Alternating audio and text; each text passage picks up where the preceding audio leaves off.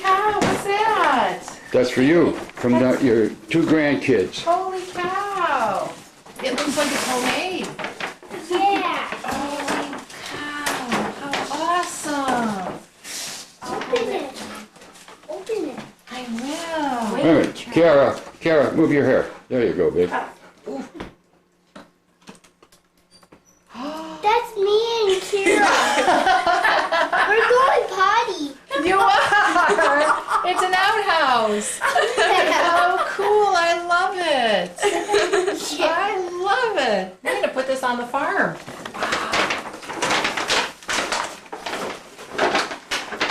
Other side, Look Grandma. at He wrote his name How by himself. nice. T-R-E-N-G. Yeah, I see her. I'm Remember, so I'm proud of you. It's Thank a you. graduation. And that's my cedar. Oh, yes. She's so good. Yeah. And she said the little girl look. Aw. Yeah. Thank you. Thank you, guys.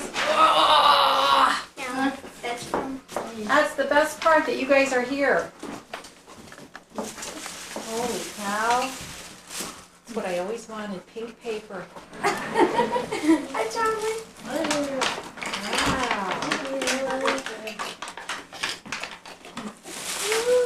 I got to see, so I know what's in there. Wow, how pretty. Oh, that's beautiful. There's something else in there too. I love that. There's something else on this too. Oh, how pretty. It's you can wear either way. Beautiful.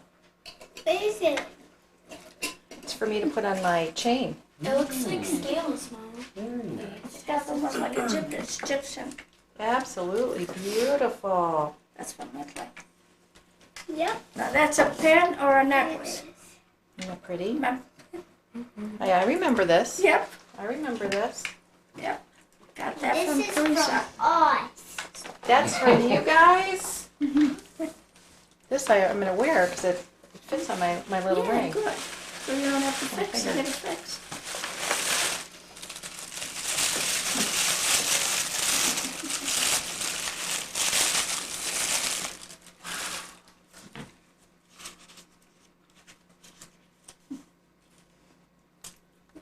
Uh-oh. Kleenex out.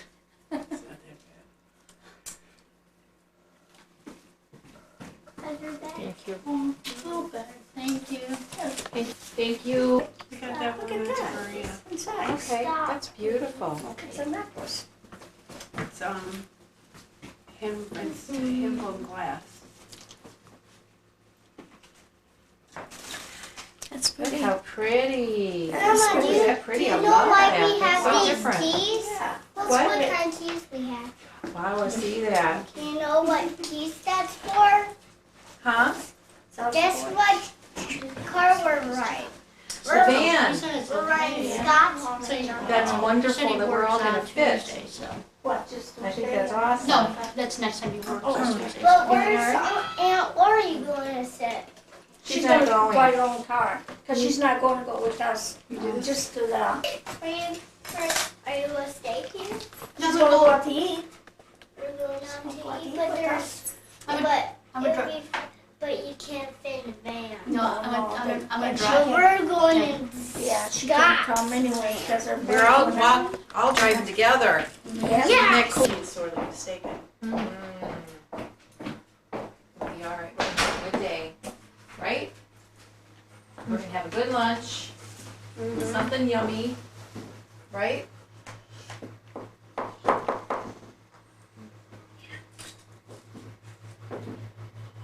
Okay, that hot is.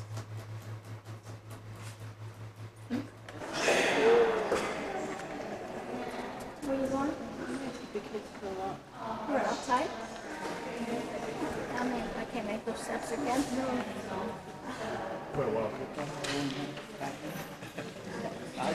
Or, I mean, out there. Yeah.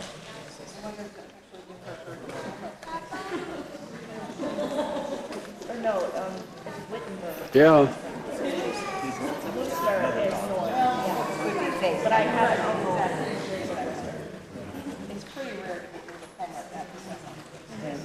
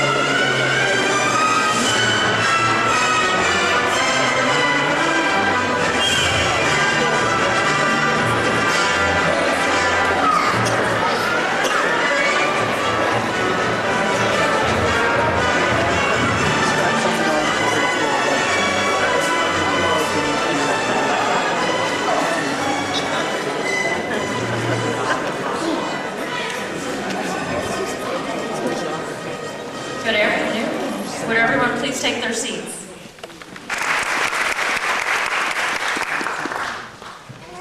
Good afternoon, everyone. Look around you. This is a day of celebration and a day of Thanksgiving.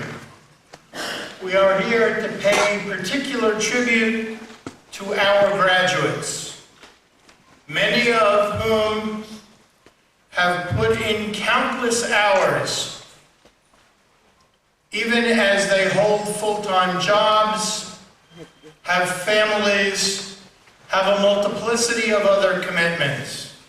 We pay tribute to you, our graduates, today, but we remind ourselves, as this wonderful audience can attest, that none of us is an island unto ourselves.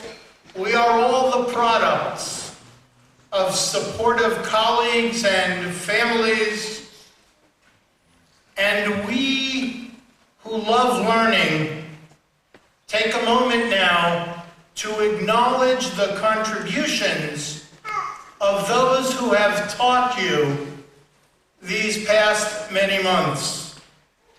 The Spertus faculty is an outstanding constellation of women and men who give of their time to train our graduates.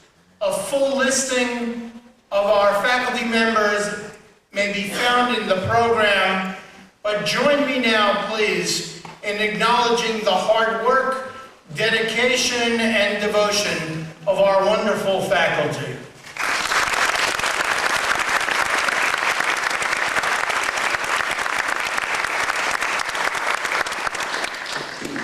Now I would like to ask you all to please rise.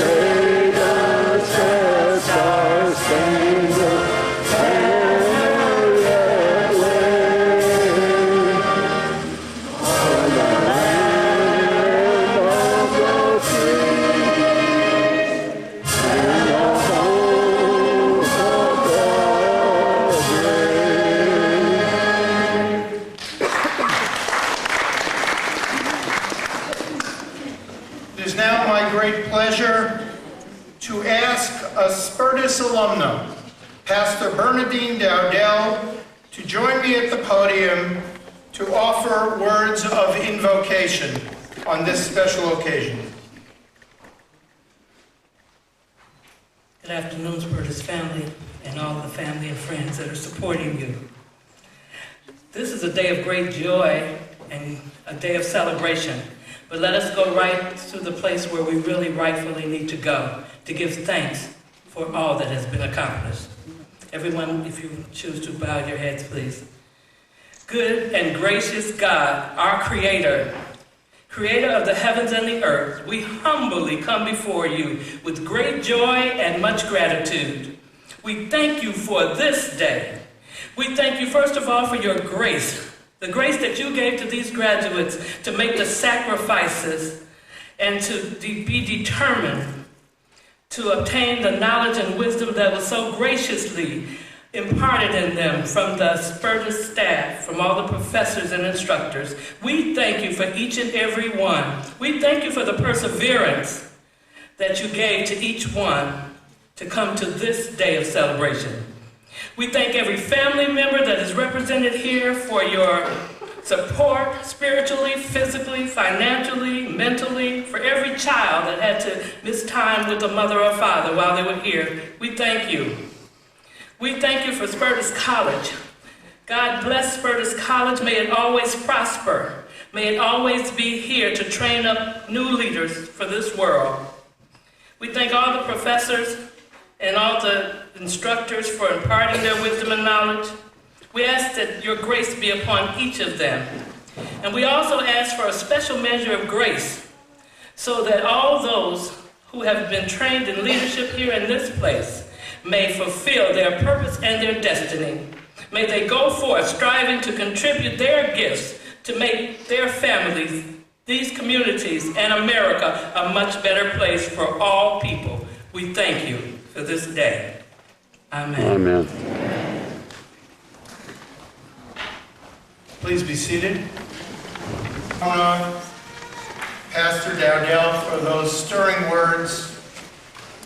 Now I have the great privilege of introducing to you the Dean and Chief Academic Officer of Spertus College, a leading thinker in adult learning, a wonderful colleague, a terrific friend, Dr. Dean Philip Bell.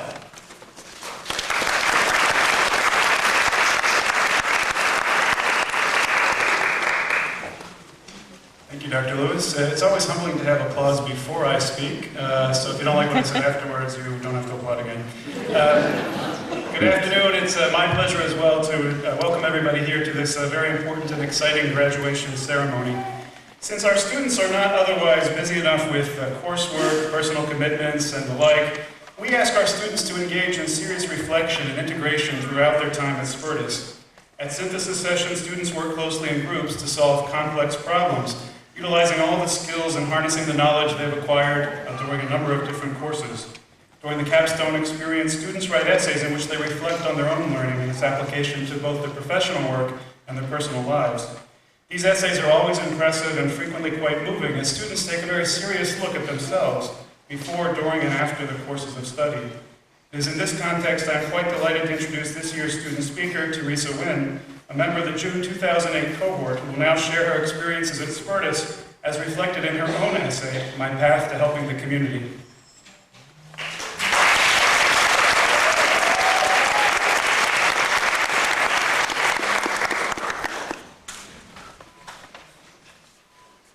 Good afternoon, everyone. As a first-generation American and a member of a household of 8 children, half of whom were born in Vietnam, I recall childhood memories of my older siblings acting as parental figures because both of our parents had to work to provide for our family. They had fled the war-ridden country of Vietnam in the 1970s with few possessions. To position myself for success and to fulfill my parents' dreams of a better life for their children, I went to college and worked to pay for school. Today, I have 10 years of work experience, but volunteering has also been an important part of my life. Over the past 10 years, I have volunteered for the Greater Food Depository, One Bird, Horizons for Youth, and many other organizations. I also served as an English as a second language instructor with St. Joseph's Services. But taking the step to apply to Spertus is one of the most rewarding opportunities of my career. Deciding to attend Spertus was the biggest risk I've ever taken, yet, in retrospect, the best career choice I could have made. Shortly after coming to Spertus, I was offered a position at a child care center in the Uptown neighborhood. It's true that when you love your job, it doesn't feel at all like work. Today, I work in an organization called Illinois Action for Children. In my role, I have an opportunity to make a difference. Spertus has given each of us here today the chance to make a difference in the lives of others. Through our studies, Spertus has given us opportunities to be exposed to real-life projects, learn grant writing, and even how to write a business plan.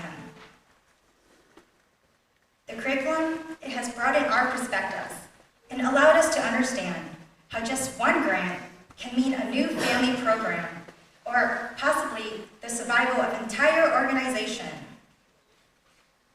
Today, as I look back at the autobiography essay I submitted with my application to Spertus, I expressed my hope that the Masters of Science Nonprofit Management Program would immerse me in the knowledge I would need to better serve others. I wrote in that essay, quote, "With the help of Spertus College, I hope to make a substantial contribution to the community," end quote. We've all gotten that help. Each of us now has an opportunity to make that substantial contribution to both our communities and to society. Each of the graduates here has his or her own story to tell, a reason why they came to Spertus. But one thing we all have in common is that Spertus has shaped and changed our lives for the future forever. We have also been shaped, not just for ourselves as professionals, but also for those we have the opportunity to serve.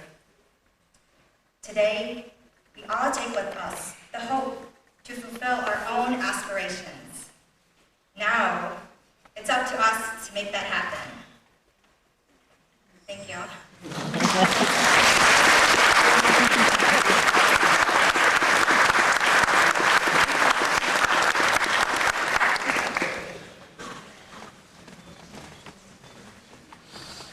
Wow, thank you, Teresa.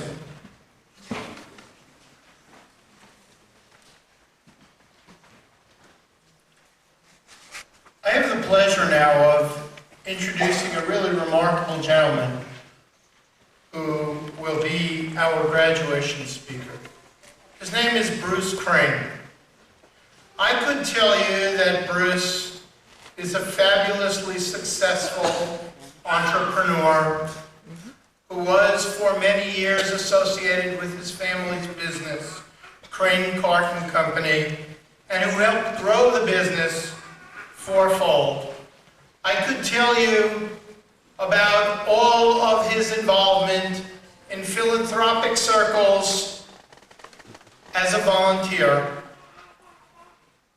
But I think that I would like to tell you just briefly that Bruce Crane, when he didn't need to do it, stepped up and agreed to serve in a volunteer capacity as the executive director of Streetwise, a nonprofit social service agency for the homeless. Under his leadership, the agency was able to stabilize its finances, implemented a business management system, raised badly needed funds, and improved board development.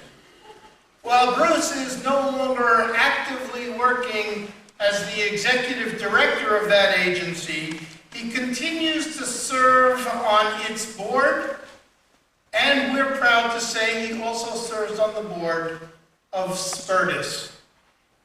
His full bio is listed in the program. It gives me great pleasure now to introduce to you our graduation speaker, Bruce Crane. Wow, thank you. It is truly an honor to speak to you today. I thank Spertus not just for that, but for the work it does every day and the many ways it is improving our world. I thank Dr. Dean Bell and Dr. Hal Lewis for their confidence in me and allowing me to serve with them as a Spertus trustee. It was late at night when I opened the email from Dr. Bell. He doesn't email me often. What trouble had I gotten myself into now? Hesitantly, I clicked. The dog sighed. And I read, "Bruce, Spertus would be honored if you would be the graduation speaker for our Masters in Nonprofit Management program. We think your experience at Streetwise would present some valuable insights." I read it again. Valuable insights. Would that it be so. Thoughts came to mind of the challenge to say what would be meaningful and moving, valuable. I felt I needed to come up with something inspirational. I have a dream rushed to mind. Or a call to action like JFK's, ask not what your country can do for you. Could I do that? Fortunately, the challenge left me because I knew I was not so capable. Hopefully I can do what a commencement speaker did for me. Share what I have learned in a way where some pieces will resonate with each of you and others may come back to mind when they might be useful. I commend each of you for your working to attain this degree, not just for the hard work required, or the commitment to yourselves to complete this course, but I commend you for an underlying drive to help others and enabling yourselves to better do so. Society will be a better place for your dedication. Most nonprofits operate in an arena loosely termed social responsibility. Perhaps the most valuable lesson I ever learned, and is a guiding light for me in nonprofit work, came from Ralph Bunche, the 1950 Nobel Prize winner for his work negotiating peace in the Palestinian War. He defined responsibility as seeing what needs to be done and doing it. Pretty simple. For most of what we do in the nonprofit world, particularly those dealing with or delivering social services, we do what needs to be done because others won't or don't. Thus, I commend you. Volunteering has always been an integral part of me. It was entrenched, for some reason, by early high school and solidified in college. It has brought me joy, fun, and self-respect, returning the investment many times over. I suspect the same is true for many of you as well. Throughout my career growing and running a large manufacturing company, I have spent an inordinate amount of time volunteering for nonprofits whose work I value. I have been lucky enough to have many affiliations and serve on many boards and enjoy the enrichment that has resulted. For 15 of those years, I volunteered at Streetwise, first fixing whatever was broken, then building a computer learning center, heading up the vendor services committee, and then joining the Streetwise board. For a few years, Streetwise had well-intentioned, wonderful people as executive directors. But it takes more. Their strengths were not in running a business. As a result, Streetwise slipped into a financial crisis of mounting debt on the verge of insolvency. I was asked to take over as executive director and turn Streetwise around. This is the first lesson I learned. A nonprofit is a business and must be run like one. Otherwise, at best, money and talent are wasted. And at worst, the agency can't continue to exist to do its work. The curriculum you have just completed, combined with your past experience, has prepared you to manage the business side of a nonprofit. Neither neglect that, nor let others sway you from running the business like a business. Most of our agencies or affiliations depend on volunteers, whether on the board, donating to us, or in our daily activities. Thus, we depend on and must work with volunteers. People generally volunteer for two reasons. We enjoy the actual activity we are doing, and we get personal satisfaction from doing so. What those are for each individual vary significantly more than I could have ever imagined. For the volunteer to last with the agency over time, those things must persist for the individual. Second lesson learned. Make sure that volunteers continue to get those needs met. This often manifests itself as follows.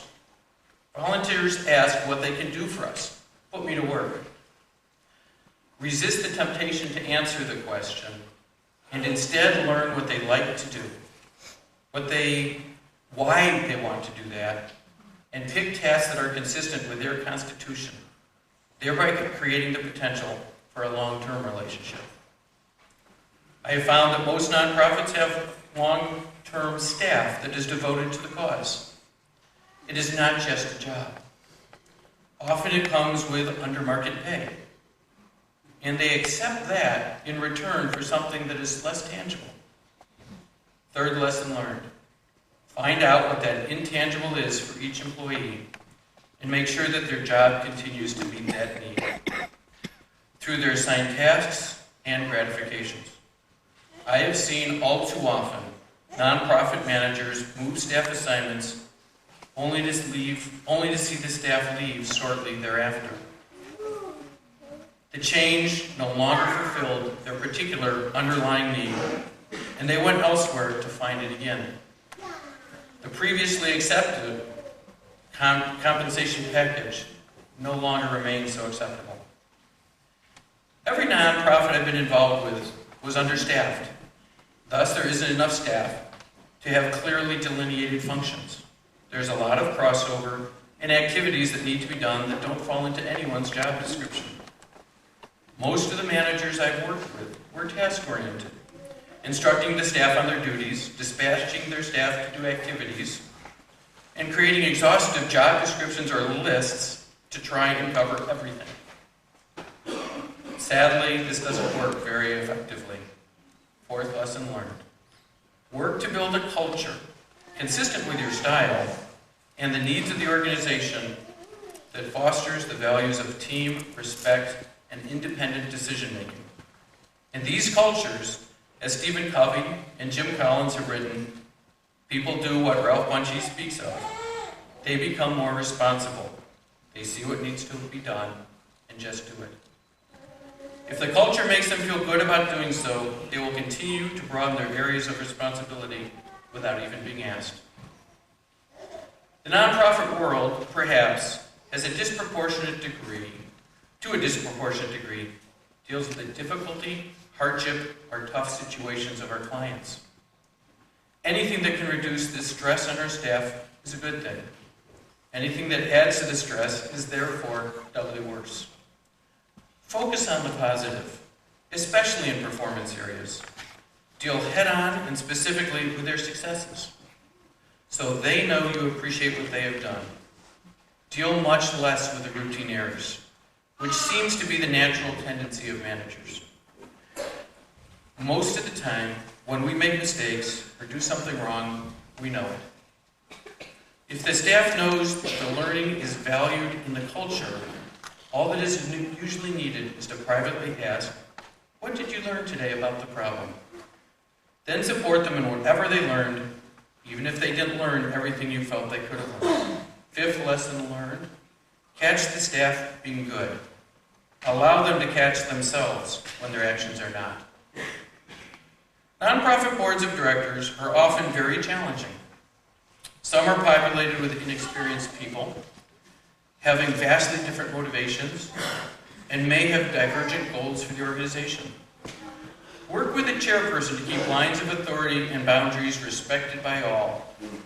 Sadly, I've come to the conclusion that boards can be more dysfunctional when the chair and the executive director don't see this as a shared job, as it can't be done by only one of them. Additionally, the staff need to know how this works and be empowered to support the organizational structure. Sixth lesson learned. Rogue board members are less valuable than the staff. The staff should be part of the team that supports the organizational structure. Pushing a board member's request back up the chain of command is always appropriate when an employee feels uncomfortable. The last lesson I have learned is how truly little I know. It is a complex world, and try as I might, particularly with the social service issues we face, I can't figure it all out. But I believe I can make a difference, one day at a time, one client at a time, one problem at a time. The fact that you each have dedicated yourselves to attain a Master's of Science in Nonprofit Management tells me that this lesson learned is one we already share. What sets you apart from so many others is a quest for learning and skills that can help make you be more effective and productive in your work. the responsibility you've chosen. I congratulate each of you for today's accomplishment, but more so for the underlying character trait that compels you to take responsibility, to see what needs to be done, and do it. You demonstrated that today. I look forward to your organizations and their clients benefiting as a result.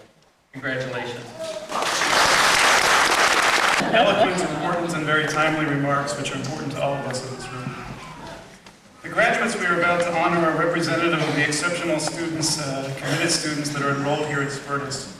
I myself have had the privilege to work with some of them, but I must tell you that all of our graduates have demonstrated important academic skills in completing a rigorous degree program, and they've all made significant contributions both in their personal lives and professional service.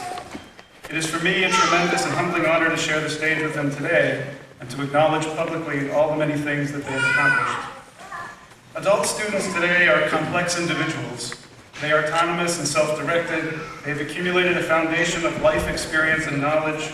They are practical, both goal-oriented and relevancy-oriented. And they demand mature and respectful engagement. 21st century adult learners require educational opportunities that are both broad and deep, engaging and well-organized. They require a nurturing and supportive environment in which to learn and to explore new areas of reflection and practice. Adult students often face unique and complicated personal and professional challenges that may derail their studies. But our graduates have persevered, and today we recognize their achievement. In addition to our faculty and staff, who I commend, and the graduates, who we will soon honor, I'd like to extend appreciation to everyone in this audience. For as students and graduates have shared with me, it is friends, colleagues, other students, and above all family members who provide the much-needed support for success. We know how important you are to the success as they reach this new milestone in their educational pursuits. On behalf of all of my colleagues and the graduates, we thank you. Study in Judaism is a sacred act. It brings us closer to God, to others, and to a long chain of tradition. Study allows us to develop an understanding for and a commitment to practice. In fact, in rabbinic writings, the study and acquisition of Jewish knowledge must, by definition, lead to good deeds and to the practice and the will of God. According to one episode discussed in the Talmud, the question was discussed, is study greater or is action greater? Rabbi Tarfon replied, action is greater. Rabbi Akiva replied, study is greater. Thereupon, all of the sages responded, study is greater, for it leads to action. In this spirit, I am pleased to award degrees today to our students, amazing individuals who have overcome constraints and challenges that face adult learners, who have accomplished wonderful things in the communities around Chicago and beyond. President Lewis, on the recommendation of the faculty of Spertus Institute, I hereby present the following candidates for the degrees Master of Science in Nonprofit Management and Master of Science in Human Services Administration upon their completion of all degree requirements.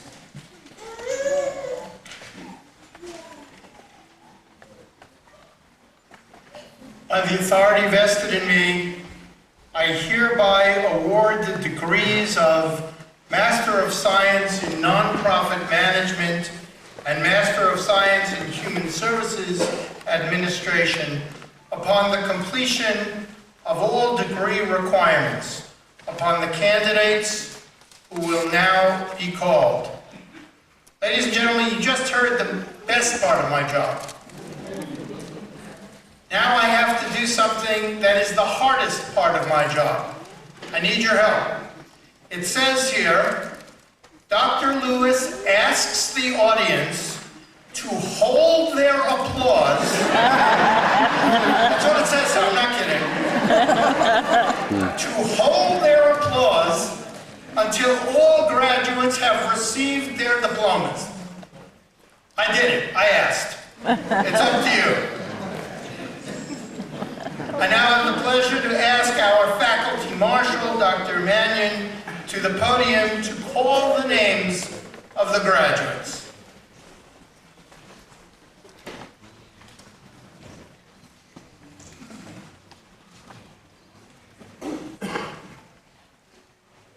Jael Aguilar.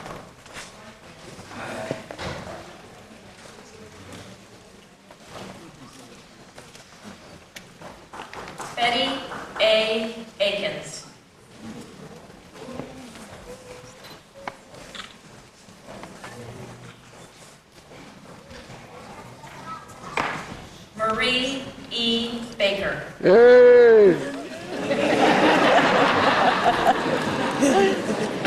I don't know who it was.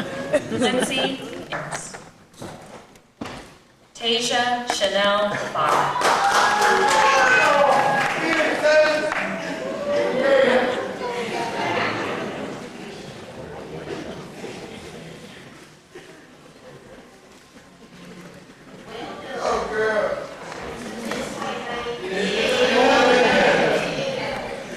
Dana Marie Bates. Yay! In absentia, Lydia Bennett. Luis Bermudez.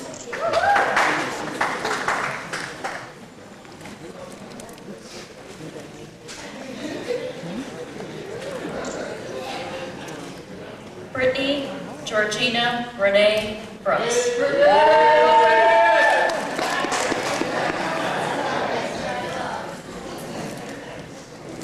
Bernester Brown.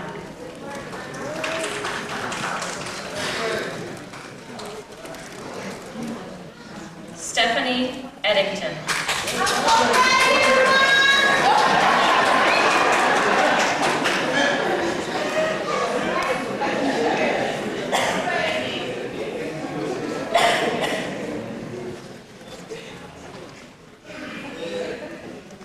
Gabriel F. Bakari.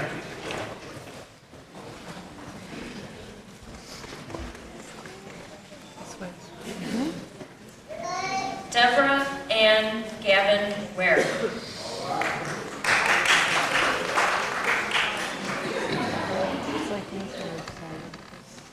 Renat Goffman.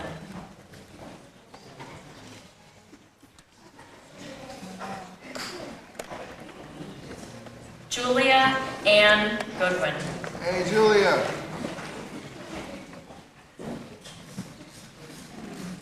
Bridget Henderson.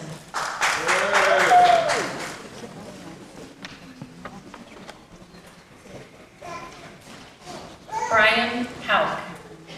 All right, Brian. Ann M. Quinn.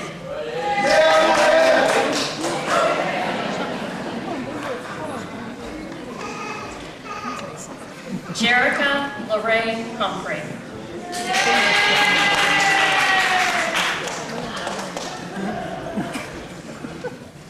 Tequila Cherie Jarrett.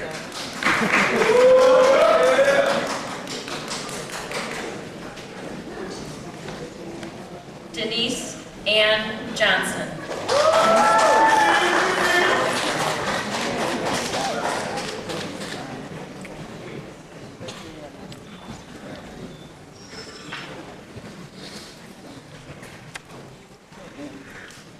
In absentia, Noya Labby.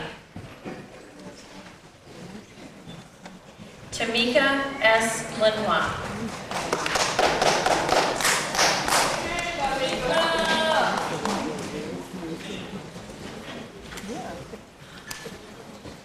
Alexandra Lipshin.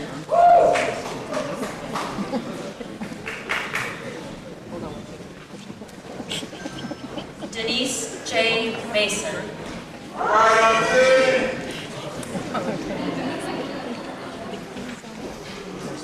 Nita E. Marchand.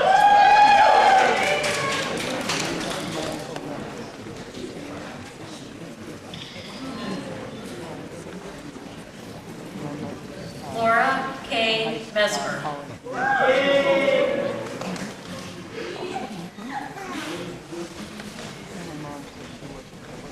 Zevia Feifel Mosbacher.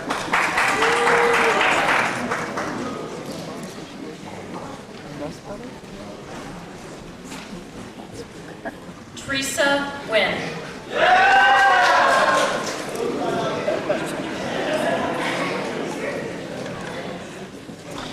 Latasha Renee Parks.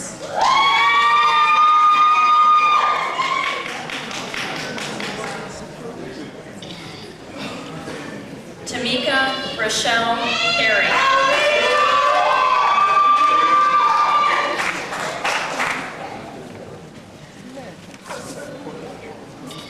Jatan G. Pope.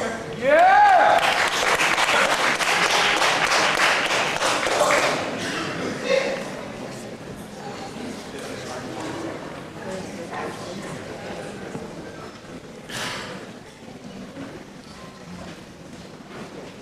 McClinton Elliott Porter.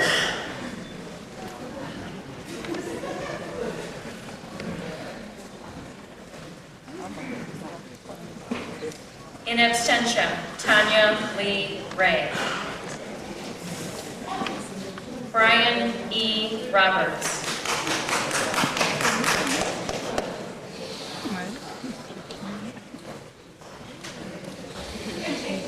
Matthew W. Schulte.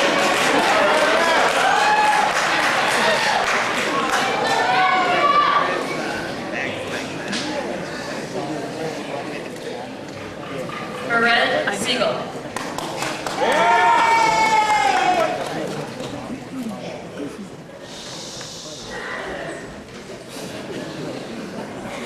Lavice Darnell Smith.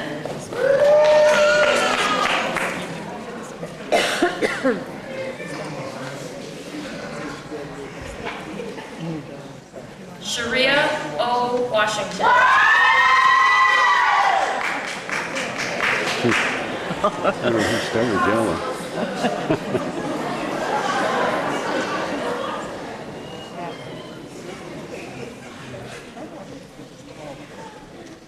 Gloria West.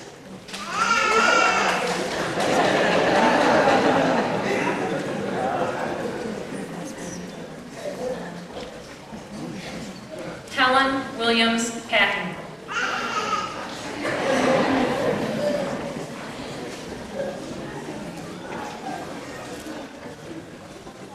In absentia, Lorna Wilson.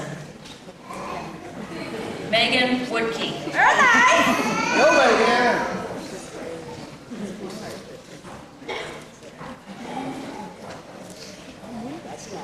Kiana Young.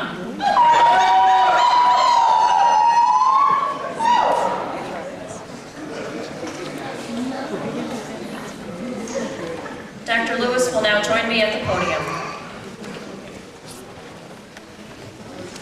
Graduates, please rise.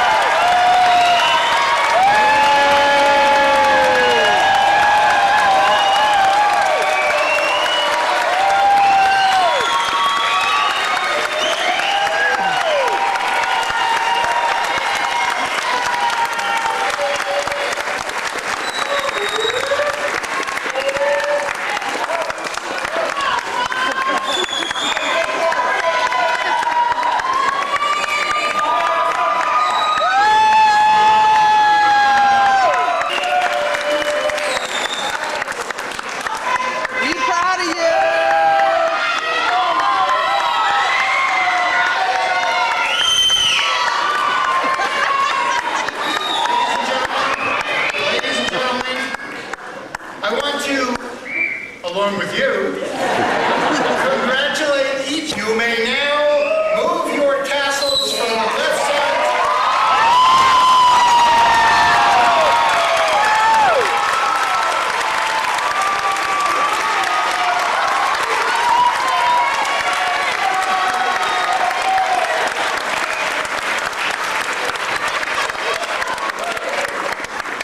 Ladies and gentlemen, immediately following today's graduation ceremony, you are all invited to please join us on the first and second floors for a reception. But we respectfully ask, please allow the graduates and the stage party to exit the auditorium, and then please join us at the reception on the first and second floor. Dr. Mann? Go, baby.